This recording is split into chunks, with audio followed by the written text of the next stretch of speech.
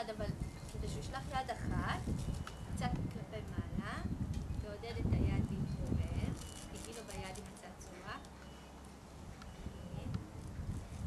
עופר הרבה יותר מעניין, אה? נכון? הרבה פעמים זה עובד דרך הפה, כי הם רוצים להכניס את כל הפה. הנה היד נשלחה, והרגל מתכופפת. שוב, זה עוזר מאוד להתהפכות מהבטן אל הגב. נעשה צד שני. קודם כל אני מטה קצת הצידה. רויטל, צעצוע. אולי זה יהיה לו יותר מעניין.